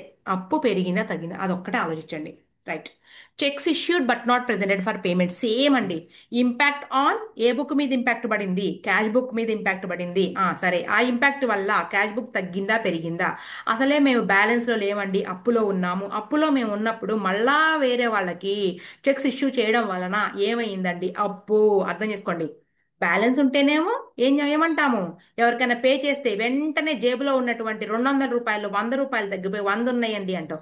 అసలే రూ. 100 అప్పులో ఉన్నప్పుడు ఇంకో రూ. 100 అప్పు చేయడం వల్ల ఏమైందండి నీకు? ఇంకో పేమెంట్ వలన. అవునా? పెరిగిందిగా. ఇక్కడ ఒకటే ఆలోచించండి. చెక్స్ ఇష్యూ చేయడం వలన అసలే over draft balance, unfavourable balance as per cash book. Okay. మళ్ళీ ఇష్యూ వలన ఏమవుతుందండి, మన అప్పు ఏమవుతుందంటే ఇంక్రీజ్. క్యాష్ బుక్ ఏమైందండి? ఇంక్రీజ్. అప్పు ఏమైంది? ఒక పేమెంట్ వల్ల అప్పు ఏమైంది? పేమెంట్ వల్ల పెరిగింది. ఒక పేమెంట్ అంటే మళ్ళీ అప్పు చేయాలి కదా. అప్పు ఇంక్రీజ్. రైట్. క్యాష్ బుక్ ఇంక్రీజ్గా కనబడుతుంది, పాస్బుక్ తక్కువైపోయింది. మనం ఏం చేయాలి? మనకు తెలిసిన బుక్ ఏంటి? Cash book. So less. ప్రతి పాయింట్ కూడా అప్పు ఏమైంది అనే పాయింట్లో ఆలోచించండి అంతే. ఇంత పెద్ద మ్యాటర్ ఏం లేదు ఇక్కడ. ఇదిగోండి, checks issued but not presented for payment అనగానే ఇంపాక్ట్ ఆన్ క్యాష్ బుక్. అప్పుడైనా ఇప్పుడైనా ఏమీ మారలా. ఆ ఇంపాక్ట్ అనేది ఏంటి అంటే అప్పు పెరిగిందా తగ్గిందా? ఇందాకేంటి, డబ్బులు ఉన్నాయి కాబట్టి ఒక పేమెంట్ వలన జేబులో డబ్బులు తగ్గిపోతాయి. డబ్బులు లేనప్పుడు నువ్వు అసలే అప్పు చేసావు, ఇంకో పేమెంట్ వలన ఆ అప్పు ఇంకా ఇంక్రీజ్ అయ్యింది. అలా ఆలోచించండి. సో ఇక్కడ క్యాష్ బుక్ పాస్బుక్లో ఇంపాక్ట్ ఆన్ క్యాష్ బుక్ ఏమైంది అంటే ఇంక్రీజ్ అయింది. సో క్యాష్ బుక్ ఇంక్రీజ్ వలన మనకి డిఫరెన్స్ ఏర్పడింది. సో మనకి తెలిసింది క్యాష్ బుక్ కాబట్టి ఇంక్రీజ్ అయిన క్యాష్ బుక్ని తగ్గించు. లెస్. అంతే. Checks issued. Cheques issued. చాలా మంది చెప్తారు దానికి రివర్స్ ఇది చేయండి అని. వద్దు. సబ్జెక్టు ఎలా నేర్చుకోవాలి అలాగే నేర్చుకోవాలి, ఉన్న ప్రకారమే. Issued but not presented for payment. Presented for payment. Okay. ఎంతండి అమౌంట్? రూ. 160. ఇంకా చెప్పలేదు కదా నేను, పాయింట్ రాలేదండి. అది ఆపండి, నేను ఒక ఎగ్జాంపుల్ చెప్పాను అంతే. ఆగండి. ఇప్పుడు ఇక్కడ నుంచి మొదలు పెడదాం. Interest on over draft for 6 months ending 31st December 2022 రూ. 160 ఈజ్ ఎంటర్డ్ ఇన్ పాస్బుక్. ఆగండి ఇక్కడ. Cash book passbook. పాస్బుక్ మీద ఇంపాక్ట్ పడిందని తెలుస్తుంది. ఆ ఇంపాక్ట్ వల్ల పాస్బుక్ ఏమైంది? Interest on over draft. అప్పు మీద మళ్ళీ వడ్డీ. అప్పు మీద వడ్డీ అంటే అప్పు పెరిగింది. So passbook increase. రైట్. సమానం చేయాలంటే క్యాష్ బుక్ని ఏం చేయాలండి? ఇంక్రీజ్ చేయండి. సో యాడ్లో interest on overdraft recorded in PB only 160. Next point. Bank charges 400 rupees debited in the passbook only. 400 రూపాయలు బ్యాంకు ఛార్జీ. అప్పు పెరిగింది. అవునా? సో మనం ఏం చేయాలండి? క్యాష్ బుక్ సేమ్ పాయింట్ అండి, 400 రూపీస్, 400 రూపాయలు సేమ్ బ్యాంక్ ఛార్జెస్.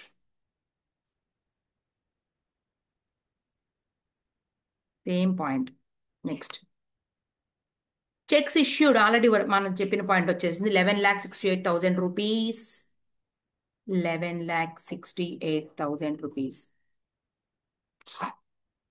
తర్వాత, cheques paid in to bank but not cleared before 31st December 2022 were for right. Cheques paid in to bank అంటే థర్డ్ పార్టీ వచ్చి పే చేయాలా చెప్పలేదు. Directly deposited by the customer అనలేదండి. మన చెక్కులు మనమే డిపాజిట్ చేసాం. అప్పులో ఉన్న వాళ్ళకి అర్థమవుతుంది. అప్పులో ఉన్న వాళ్ళకి ఏదో ఒక ఆ, కనబడిందంట. ఏంటి అంటే 22,17,000 రూపాయలు వచ్చి చేరినాయి. ఓకేనా? ఒక పాజిటివ్ కనబడింది మనకి ఇప్పుడు. సో క్యాష్ బుక్ ప్రకారముగా మనం ఏం చేస్తామంటే మన అప్పుని, రైట్, మనకు రావాల్సినటువంటి అమౌంట్ రావడం వలన మనం ఏం చేస్తామంటే అప్పుని తగ్గించాము. Cash book decrease, passbook increase గా కనబడుతుంది. మనకి తెలిసింది క్యాష్ బుక్ కాబట్టి యాడ్ 22,17,000 రూపీస్. ఓ చాలా డబ్బులు, అప్పులన్నీ తీరిపాయి. 22,17,000 రూపీస్. 22 చెక్స్. పాపం ఇంకా కలెక్ట్ చేయలేదు కాబట్టి వాడు అలాగే అప్పుల్లోనే చూపిస్తున్నాడు మన పాస్బుక్ని కూడా. Cheques paid in to bank but not cleared or credited or collected but not credited. Next point. Cheques paid in to bank అయిపోయినాక ఇంట్రెస్ట్ ఆన్ ఇన్వెస్ట్మెంట్స్. ఏమండి? ఇంట్రెస్ట్ ఆన్ ఓవర్ డ్రాఫ్ట్ కాదండి. ఇంట్రెస్ట్ ఆన్ ఓవర్ డ్రాఫ్ట్ కాదు, ఇది interest on investments collected by the bank and credited in passbook only. So అప్పులో ఉన్నటువంటి పరిస్థితి ఏమైంది అంటే క్రెడిట్ అవ్వడం వల్ల ఇన్వెస్ట్మెంట్ మీద ఇంట్రెస్ట్, పాస్బుక్ అప్పు తగ్గింది, క్యాష్ బుక్ తెలియలా, క్యాష్ బుక్ అలాగే ఉంది. సో పాస్బుక్ డిక్రీజ్ అయింది కాబట్టి ఆ లెవెల్కి క్యాష్ బుక్ను కూడా తగ్గించండి. 12 lakh రూపీస్ ఓవర్ అంతే. ఏం రాస్తాం? Interest on investment credited in PB only, లేదా నాట్ రికార్డెడ్ ఇన్ సిబి అని కూడా రాయొచ్చు. ఈ 3 పాయింట్స్, ఏ 3 పాయింట్స్? ఈ 3 పాయింట్స్ని యాడ్ చెయ్యండి. క్యాల్సి తీసుకో. 160 plus 400 rupees plus 22,17,000 rupees is equal to 22 lakh మొత్తం యాడ్ చేస్తే 22,17,560 plus 6,340 is equal to 222,3,900. 22,23,900 rupees add చేసుకోండి. 11,68,000 rupees plus 12 lakh rupees is equal to 23,68,000 rupees minus. చూడండి అండి, కింద ఎక్కువ ఉంది, పైన తక్కువ ఉంది. ఓవర్ డ్రాఫ్ట్ బ్యాలెన్స్ అలా ఏమైంది అంటే ఇప్పుడు నార్మల్ బ్యాలెన్స్కి వెళ్ళిపోయాం. ఇలా వచ్చినప్పుడు balance as per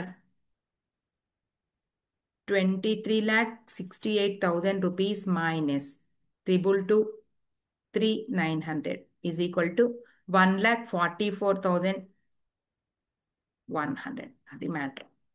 balance as per cash book మొదలయ్యామండి. ఓవర్ డ్రాఫ్ట్ బ్యాలెన్స్ ఇప్పుడు ఏంటి అంటే బ్యాలెన్స్ యాజ్ పర్ పాస్బుక్ అవుతుంది, ఓవర్ డ్రాఫ్ట్ కాదు. ఎందుకు అంటే మనకి ఇదిగోండి యాడ్ చేసిన పాయింట్స్ కన్నా లెస్ చేసిన పాయింట్స్ ఎక్కువ ఉన్నాయి. సో ఓవర్ డ్రాఫ్ట్ అలా ఏమైందంటే ఫేవరబుల్ బ్యాలెన్స్ అయింది. ఇదిగోండి బ్యాలెన్స్ అంటే దీన్ని ఏమంటారు? ఫేవరబుల్ బ్యాలెన్స్ అనొచ్చు, లేదా ఇవన్నీ రాయొద్దులే. Credit balance as per PB వచ్చింది నీకు. ఒక్కసారి చెక్ చేద్దామండి మనం ఏమైనా మిస్టేక్ చేసామేమో. రైట్ మనం చేసింది. ఫోర్త్ ప్రాబ్లం కూడా అయిపోయింది. ఫిఫ్త్ ప్రాబ్లంకి వెళ్ళాలి అంటే మనకి ఏంటి అంటే bank reconciliation statement after the preparation of adjusted cash book అన్నారు కాబట్టి ఇప్పుడు వెళ్ళొద్దు మనం. Adjusted cash book or amended cash book సంగతి తర్వాత చూద్దాం. మనం ఇప్పుడు ఏం చేయాలి అంటే మన ఎగ్జామ్ పేపర్ ఏదైతే ఉందో దాన్ని సాల్వ్ చేసేద్దాం. మే 2025.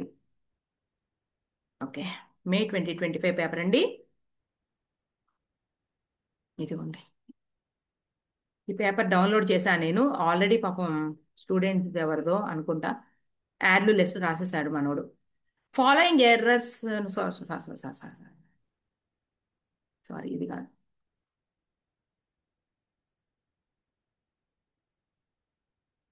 Prepare the bank reconciliation statement of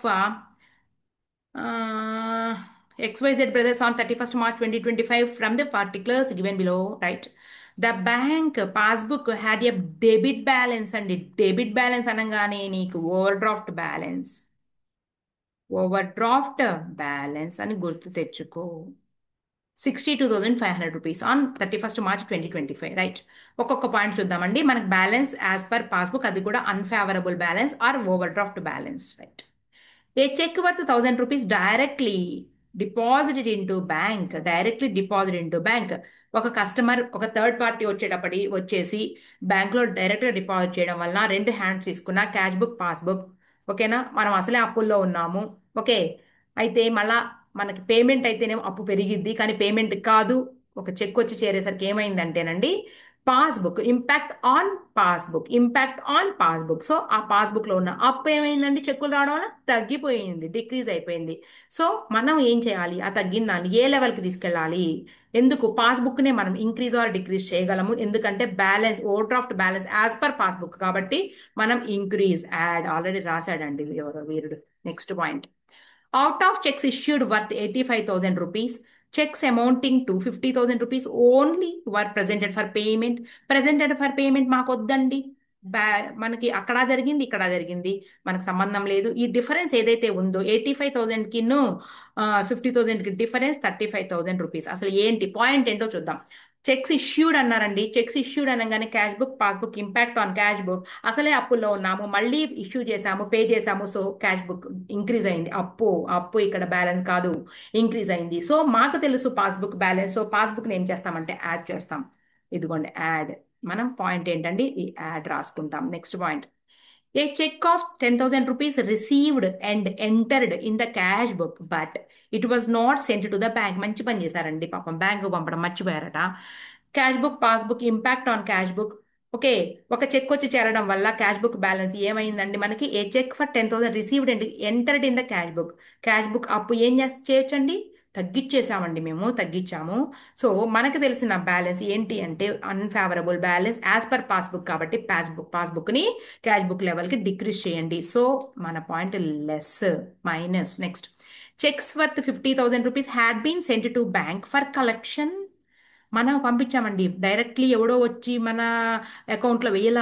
మన చెక్కుని మనము బ్యాంకుకు పంపించాము, మనం క్యాష్ బుక్లో రాసుకుని మన క్యాష్ బుక్లో అప్పు తగ్గించుకుని క్యాష్ బుక్ని తగ్గించి పంపించాము. మరి వాడు కూడా చేయాలి.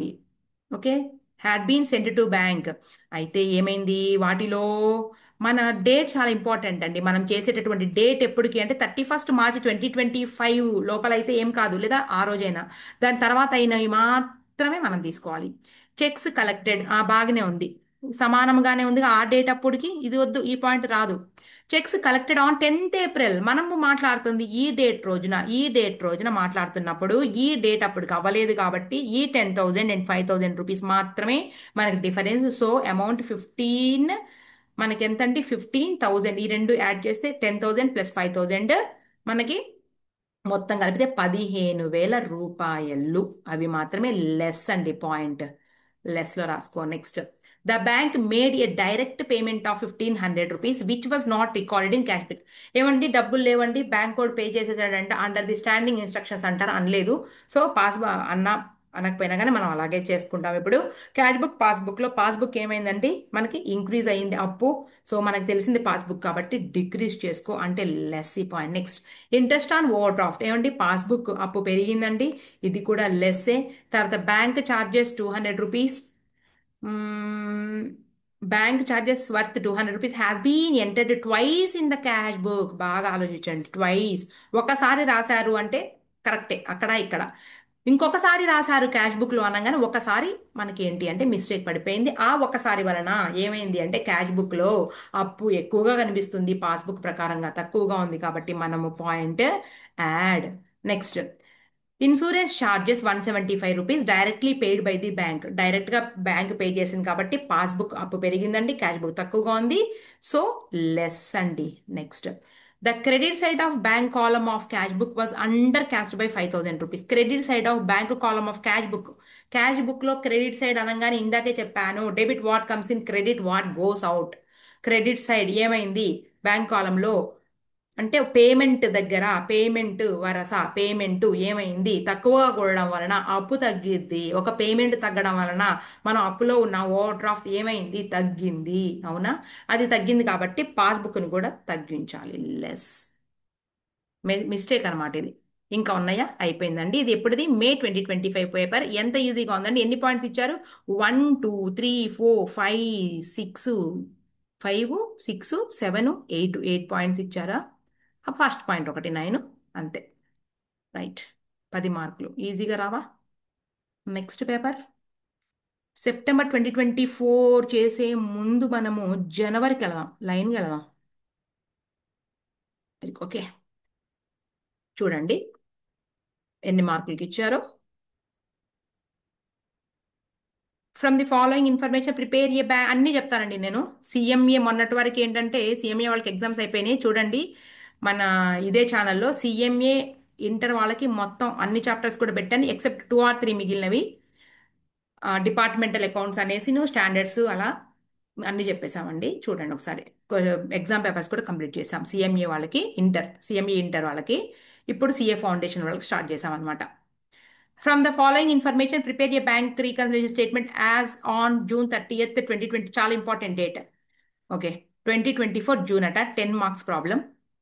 The bank column of cash book was overdrawn. ఇది కూడా అంతే, కాకపోతే balance as per cash book to the extent of 24,768 rupees.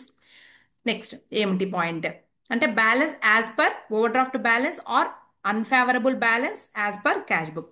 Bank charges amounting to 350 rupees had not been entered in the cash book. Right, ఒక ఛార్జీ ఒక payment enter చేయాల. Right, మనం అప్పులో ఉన్నాం, క్యాష్ బుక్ పాస్బుక్, ఒక పేమెంట్ ఎంటర్ చేయకపోవడం వలన ఏమైందండి క్యాష్ బుక్ బ్యాలెన్స్ ఏమైందండి, ఇదిగోండి అప్పు ఏమైంది, అప్పు పెరగల.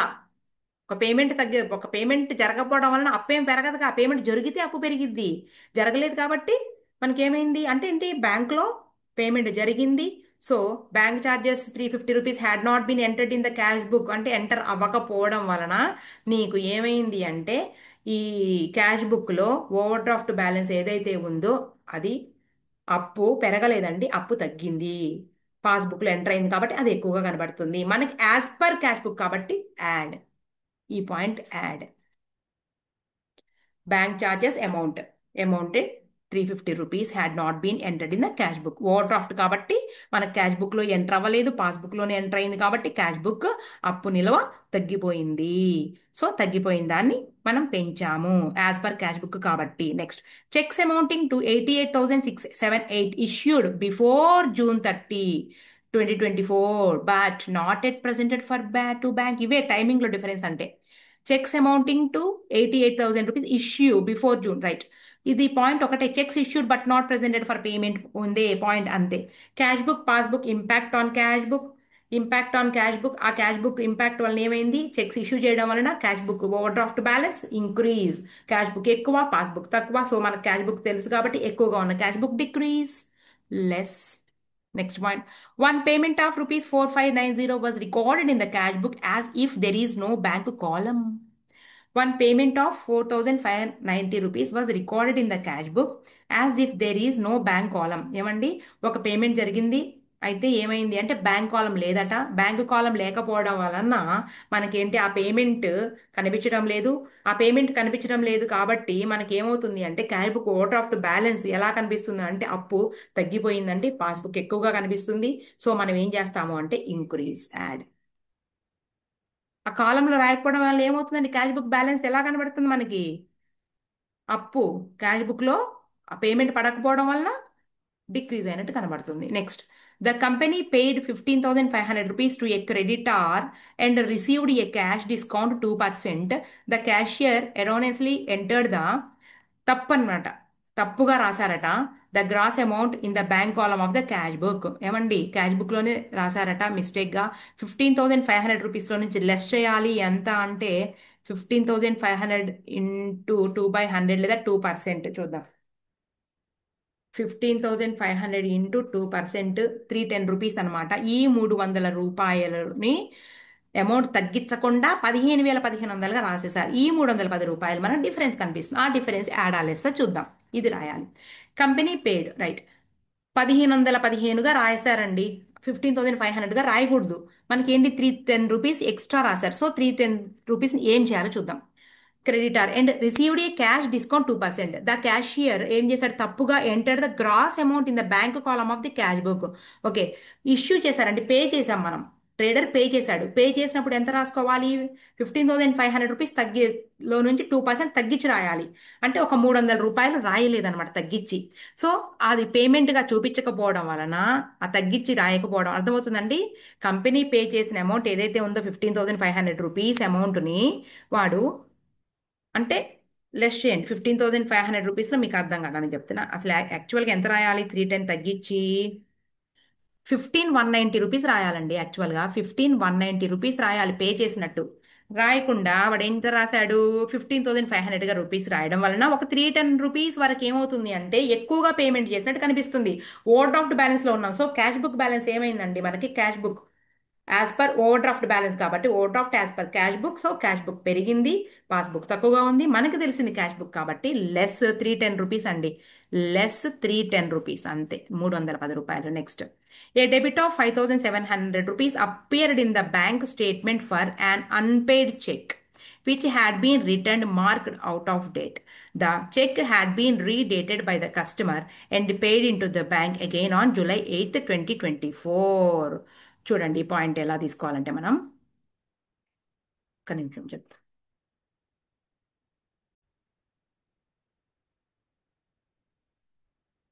ఓకే, ఇక్కడ ఏం జరిగిందండి? Cash book passbook a debit of 5,700 rupees ఎక్కడ అంటే బ్యాంక్ స్టేట్మెంట్లో for unpaid check.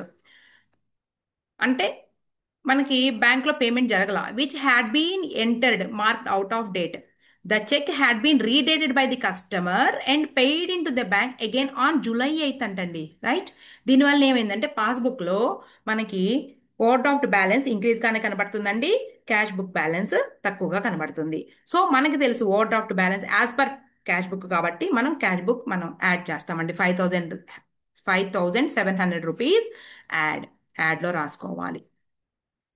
Next, cheques deposited in bank but not yet cleared. Checks deposit in bank but not yet cleared amount అంటే ట్రేడర్ చెక్స్ని బ్యాంక్లో deposit చేశాడు. So cash బుక్లో over draft balance ఏమవుతుంది అంటే తగ్గిపోయిందండి. Passbook అలాగే ఉంది, కానీ checks deposit in bank but not yet cleared కాబట్టి ఇంకా పాస్బుక్లో తగ్గించలేదు కాబట్టి అలాగే మనకి అప్పు ఇంక్రీజ్గానే కనబడుతుంది. సో మనం క్యాష్ బుక్ని ఏం చేయాలి అంటే యాడ్.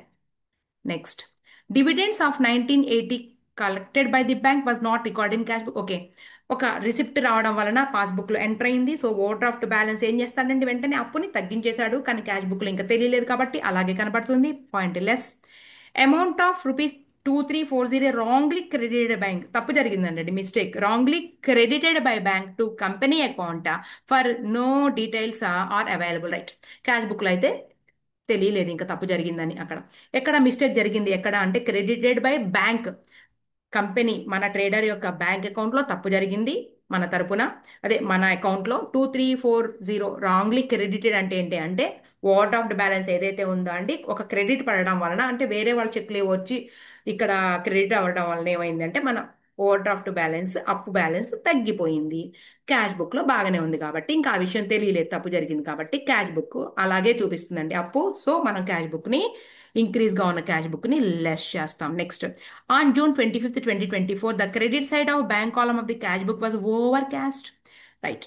క్యాష్ బుక్లో బ్యాంకు కాలము క్రెడిట్ సైడ్ అంటే పేమెంట్ సైడ్ ఎక్కువగా కొడతాం వల్ల అసలే అప్పుల్లో ఉన్నాము. ఇంకా రూ. 6,789 ఎక్కువగా కొడతాం వల్ల అసలే అప్పు. ఇంకా క్యాష్ బుక్ బ్యాలెన్స్ ఏమైందంటే అప్పు బ్యాలెన్స్ పెరిగింది. క్యాష్ బుక్ పాస్బుక్లో తప్పు జరగలేదంటే బాగానే ఉంది. సో ఇంక్రీజ్ అయిన క్యాష్ బుక్ని డిక్రీజ్ చేయండి, లెస్. అయిపోయినాయి పాయింట్స్, ఇంకా ఉన్నాయి చూడండి. అయిపోయిందండి, ఇలా రాయాలి అంతే. ఓకేనా? రైట్. నెక్స్ట్ ఇంకొక పేపర్ అంటే మనం సెప్టెంబర్కి వెళ్ళిపోదామా? రైట్. ఇది చూసేసి బై బై. రేపు అమెండెడ్ క్యాష్ బుక్ స్టార్ట్ చేస్తాం. ఇది కాదు. ఓకే అండి, ఇదిగో 10 మార్క్స్ ప్రాబ్లం. ఇదిగోండి. The cash book of Hari showed a debit balance 1,36,800 rupees as on 31st 12. చాలా ఇంపార్టెంట్ ఇది.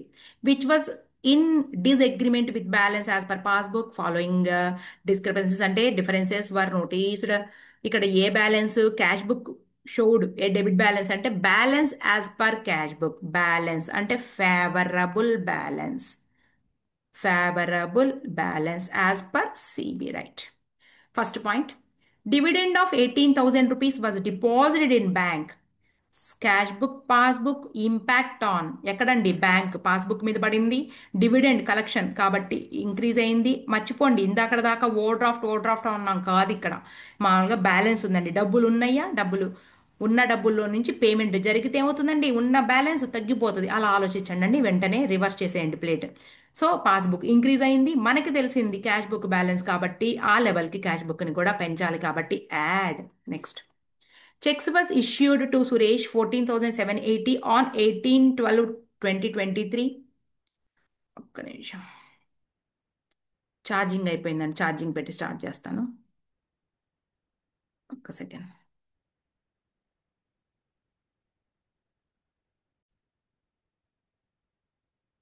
ఓకే. పాయింట్ ఏంటి ఇక్కడ మనకి? Right. Checks was issued to Suresh of 14,780 on 18/12/2023, which was recorded in cash book as 14,870. సరే, ముందు ఈ point ఏంటో చూద్దామండి. చూసే ముందు ఎక్కువ రాసారా తక్కువ రాసారా చూద్దాం. అంటే 14,780 రాయాల్సింది 870, అంటే 780కిను 870కి డిఫరెన్స్ చూద్దాం. 90 రూపీస్ అంతేనా? 780 మైనస్ 8,970, రూ. 90. 90 రూపీస్ ఎక్సెస్గా రాశారు. అసలు ఏంటో పాయింట్ చూద్దాం. Checks was issued cash book passbook impact on cash book. ఆ ఇంపాక్ట్ కూడా ఏంటి అంటే రూ. 90 పేమెంట్ ఎక్కువగా జరిగినట్టు రాశారు కాబట్టి క్యాష్ బుక్ ఏమైందండి? ఇంపాక్ట్ ఆన్ క్యాష్ బుక్ అది కూడా 90 రూపీస్ డిక్రీజ్ అయినట్టు కనబడుతుంది. మనకి ఇచ్చింది క్యాష్ బుక్ బ్యాలెన్స్ కాబట్టి డిక్రీజ్ అయిన క్యాష్ బుక్ బ్యాలెన్స్ని ఇంక్రీజ్ చేయండి. సో యాడ్ 90 రూపీస్ అండి, add. Next, checks totalling of 55,000 rupees were deposited into bank on 31st 12/2023, which were not cleared until 31st 12/2023. Right. 55,000 rupees cheques deposit చేశాము. Cash book passbook impact on cash book. So increase అయింది, కానీ ఇక్కడ వాళ్ళు రాయలేదు కాబట్టి డిక్రీజ్గానే కనబడుతుంది. మనకి cash book balance తెలుసు కాబట్టి ఇంక్రీజ్ అయిందని డిక్రీజ్ చేయండి, less. Next, Mediclaim premium of 14,160 was paid as per the standing instructions of Hari, which was not recorded in cash book. Cash book, passbook, impact on passbook. ఓకేనా? ఒక payment వల్ల passbook decrease. So మనకి తెలిసింది cash book కాబట్టి cash బుక్ని కూడా ఆ లెవెల్కి తీసుకెళ్ళాలి అంటే increase, less. Next, goods amounting 1,60,000 rupees were sold to Ajay in November 2023. He deposited check on 15/12/2023 after deducting 4% cash discount. This entry was missed while preparing cash book. మనం 4% మాత్రమే తీసుకోవాలి. 1,60,000లో 4% ఎంతో చూసుకోండి. 6,400, 6,400 అంటే 1,60,000 రూపీస్లో నుంచి 6,400 రూపీస్ తీసేస్తే ఎంత వస్తుందో అంత. 1,63 1,60,000 minus 4,000, sorry 6,400 is equal to 1,53,600 rupees enter చేయాలి. ఓకే. చూద్దాం ఈ పాయింట్ ఎలాగో. Right.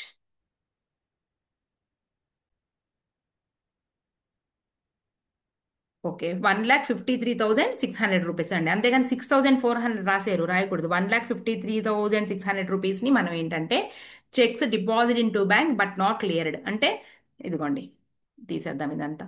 Cash book passbook, cash book passbook, ఓకేనా. Okay. Goods amounting 1,60,000 rupees were sold to Ajay in November. అయితే అజయ్ ఏం చేశాడు, directly customer directly deposit in to bank అంటాం కదండి, ఇదిగోండి. This entry was missed while preparing. Cash book లో amount enter అవ్వలేదు. మనకి ఎక్కడ పడింది అంటే ఓన్లీ పాస్బుక్ లోనే, అది కూడా ఎలా, 1,53,600 రూపీస్గా మనం ఎంటర్ చేయాల్సి ఉంది. ఈ 4% డిడక్ట్ చేసిన తర్వాత. సో మనం ఏం చేయాలంటే క్యాష్ బుక్ను కూడా ఇంక్రీజ్ చేసుకోవాలి. అర్థమైందా? అంటే ఏంటి, checks deposited in to bank, ఎవరు డైరెక్ట్లీ కస్టమర్ డైరెక్ట్ గా డిపాజిట్ చేయడం వలన పాస్బుక్ ఇంక్రీజ్ అయింది, క్యాష్ బుక్ లో తెలియలేదు. అది కూడా అమౌంట్ ఎంత అంటే 1,53,600, అంతేగాని ఈ 4% క్యాలిక్యులేట్ చేసి 6,400 కాదండి, అలాగని 1,60,000 కూడా కాదు. ఈ 4% డిడక్ట్ చేసిన తర్వాత అమౌంట్ వేయాలి. ఈ పాయింట్ ఏం చేస్తాము అంటే మనం cash book add, increase. Next, bank charges for issue of cheque book 150 rupees was skipped while preparing cash book. Bank charges cash బుక్లో రాయలేదంటే పాస్బుక్లో రాశారు. ఇంపాక్ట్ ఏంటి అంటే క్యాష్ బుక్లో రాయడం వలన, రాయకపోవడం వలన క్యాష్ బుక్లో ఇంపాక్ట్ పడింది. ఓకేనా. ఆ ఇంపాక్ట్ ఏంటి అంటే మనకి, ఇదిగోండి, రాయకపోవడం, రాస్తే ఏమయ్యేది, క్యాష్ బుక్ కూడా డిక్రీజ్ చేసేవాడు. వీడు డిక్రీజ్ చేసినట్టు పాస్బుక్లో అలా క్యాష్ బుక్ డిక్రీజ్ చేసి ఉండాలి, కానీ క్యాష్ బుక్ మనకి ఇంక్రీజ్గా కనబడుతుంది. మనకి పాస్బుక్లో తగ్గించాడు. Passbook decrease, cash book increase అండి మనకి యాజ్ పర్ క్యాష్ బుక్ కాబట్టి. బ్యాంక్ ఛార్జెస్ రాయడం అర్థమవుతుందా, బ్యాంక్ ఛార్జెస్ రాయకపోవడం వల్ల క్యాష్ బుక్ బ్యాలెన్స్ ఏమో మనకి, ఇది ఓవర్ డ్రాఫ్ట్ కాదు, యాజ్ పర్ పాస్బుక్ కాబట్టి రాయకపోవడం వలన బ్యాలెన్స్ యాజ్ ఇట్ ఈస్ గా ఉండడం వల్ల క్యాష్ బుక్ ఎక్కువగాను, పాస్బుక్ లో ఆల్రెడీ రాసాడు కాబట్టి పాస్బుక్ తక్కువగా కనిపిస్తుందండి. మనం యాజ్ పర్ క్యాష్ బుక్ కాబట్టి మనం ఏం చేస్తాం అంటే పాయింట్ లెస్ లో రాస్తాం. తర్వాత, Hari received a UPI of 1,000 rupees on 29/12/2023 for sale of scrap, which was ఎంత ఈజీగా ఉన్నాయండి some, not entered in cash book.